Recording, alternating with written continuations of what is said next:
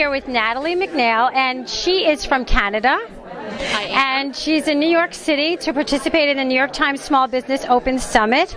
And she has a blog, she has a business, she has lots of amazing followers, and a lot of good advice, I'm sure, for those of us who are still in the fledgling stages or the startup stages.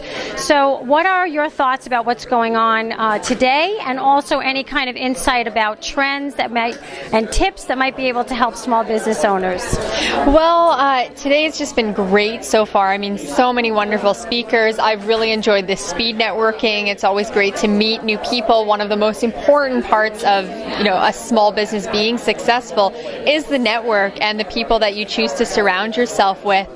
And then the other aspect, I think, to growth right now in business is you have to be online. You have to have a strong web presence, a blog, and utilize these social media platforms, which are free for you to use and can just bring tremendous value to your business. So speaking of blogs, you have a very successful blog. Maybe you want to tell us a little bit about it? So my blog is shetakesontheworld.net. It is a blog for women in business. I started it about 4 years ago, and it's grown to be one of the top blogs in the space now. And we're all about just empowering and inspiring women to achieve business success, and not only achieve business success, but reach higher than they thought they could maybe reach, and to really just dream big and go after their goals and make it happen for themselves. So do you have writers that are on staff writing for you? Is it something, obviously it started organically where you were the lead writer, but now what does the face of the company look like? So I still have my media company, Imaginarius, as my primary company, and the blog still is something on the side, even though it's been growing so quickly. We don't have any staff writers, but we do have approximately 40 contributors now, and I want to continue to add more, especially in the coming years. And I have a great editor, Kristen Durkin, and she helps a lot. So we're growing fairly quickly. The compensation for the writers is just being able to get your name out there. Right now we have a lot of women entrepreneurs who contribute, and they're selling a product or service to a female market, which is great because we have such a large audience. So that's a model that's used by a lot of different people in your space. You start off with not having the compensation, but again, the name value and having that link value back to their website from being on your site. Because what are your traffic numbers again? You had mentioned them before. We have thousands of women from all over the world who come to the blog, and a lot of people on our newsletter, into the tens of thousands overall in terms of number of women worldwide that read She Takes on the World. So want to continue to get that up there, get those numbers up, but in the meantime, I'm very happy with how things have been going, especially in the last year, being recognized on Forbes.com as one of the 10 best career sites for women, and winning the 2010 Stevie Award for Blog of the Year. It's just been amazing the past year.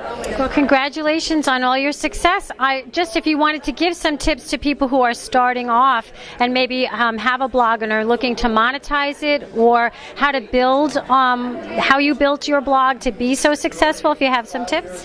I think one of the biggest pieces of advice I give to people is just that you need to have a professional design from the get-go, and you need to make sure that your blog matches your overall brand, because I see too many people who set up just a regular blog on blogger.com or something, and that's fine, but you can't just pull one of their themes, start writing, and expect it to blow up. You really have to think about the brand that you're putting out there, the name of your blog, and making sure that you're consistent in all facets of your brand that you're putting anywhere, online, offline, it doesn't matter. Your brand has to be consistent, including when you're using social media and blogging. Well, I can't appreciate, you could not have said that to a more appreciative audience, because branding is something that I am so fastidious about, and try and get that information to my clients as well, because without that, how do you stand out? If you haven't decided what the personality of your brand is, you can't, you just meld in with everybody else.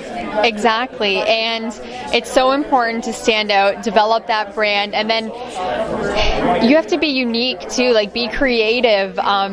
There's so many brands that look so boring when I'm going through all of these Twitter profiles profiles and Facebook, and it's such a saturated market now, like add a little punch. Yeah, great piece of advice. Well, thanks again so much for talking with us and for being here and sharing your information.